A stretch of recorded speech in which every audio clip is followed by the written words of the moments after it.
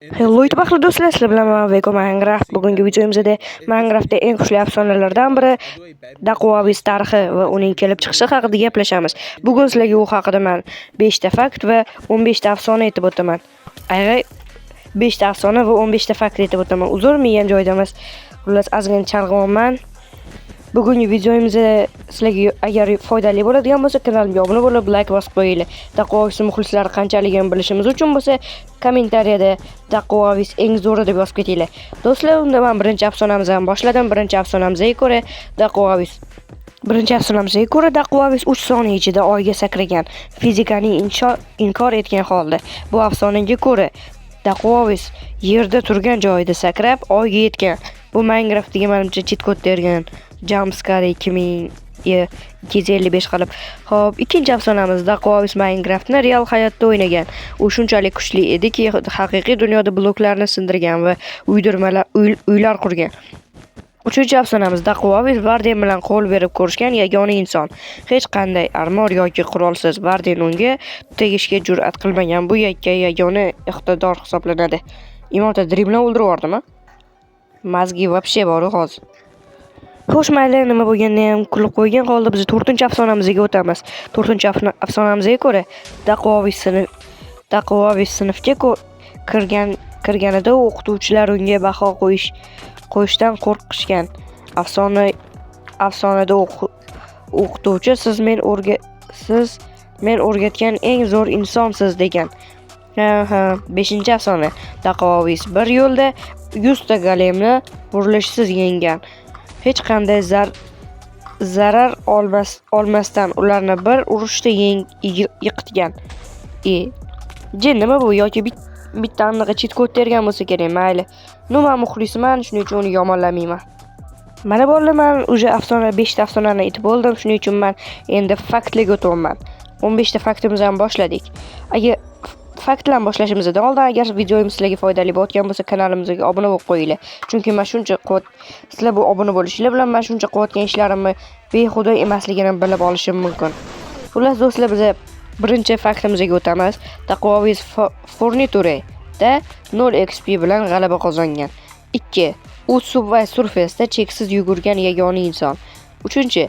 Daquavis tug'ilganida doktor unga qarab, men bu bolani davolay olmayman degan. Xudo biladi nimaga. U GTA 6ni 2010-yildayoq o'ynagan. 5. Daquavis bir vaqtning o'zida 3 ta telefonni quvvatlantira oladi o'z energiyasi bilan. Bunisi vashchi oshib ketdi-ku. Daquavis qanaqa cheatermi? U qanaqa telefondan zaryadlantiradi? Xo'p, 6-fakt. U Furniture-da Victoria Royale olish uchun raqiblarni raqs bilan chalg'itgan.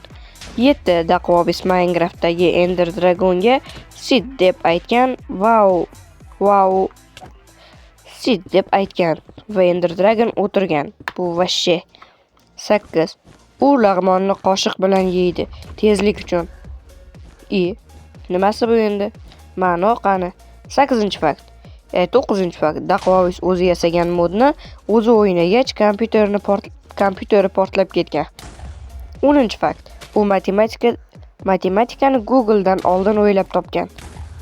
Bunisi vashshi oshib ketdi, bormay ishonmayman. Endi Google'dagi hamma narsaga ham ishonish kerak emas ekan, bola bo'ldi. Men hamma afsonalarga, faktlarga ishonmayman o'zi. Oldingi videolarimdagi hamma fakt videolarimdagi ma'lumotlarga ishondim. Daquavisga umuman ishonmayman. Mana do'stlar, biz 11-faktimizga keldik. 11-faktni aytishni boshladim. Daquavis Mirror'da o'zi ko'rganda oynani buzuqlikda ayblagan. U Call of Duty'da kuchli bo'lib ketgani uchun serverdan chiqarilgan. 13. Daquavis bilan jang qilgan oxirgi odam endi u afsona bo'lib qoldi deb aytgan. 14-fakt. U Roblox'da Roblox, ya'ni monetasi bor, o'zim puli sotib olmasdan 1 millionga ega bo'lgan, ya'ni 1 million ta monetga. Qanaqa xudo biladi. Muxlislar jo'natgan bo'lsa kerak. 15-fakt. Daquavis bilan ko'z urishtirish bu tavsiya qilinmaydi. Odamlar yo'qolib ketadi. Juda ham qiziq ekan. Xullas do'stlar, bugungi faktlarimiz shulardan iborat edi. Agar sizlarga videomiz foydali bo'lgan bo'lsa yoki sizlarga anaqa foydasi tekkan bo'lsa yoki sizlarga yoqqan bo'lsa yoki maza qilib tomosha qilgan bo'lsanglar, kanalimga obuna bo'lib qo'yinglar. Yana kommentariyada Daqovis eng zo'r yozib ketinglar. Qani ko'ramiz Daqovis muxlislari qancha ekan. Shu bilan men Daqovis haqidagi faktlarni tugatdim do'stlar. Agar sizlarga videoim yoqqan bo'lsa, kanalimga obuna bo'lib, like bosib qo'yinglar.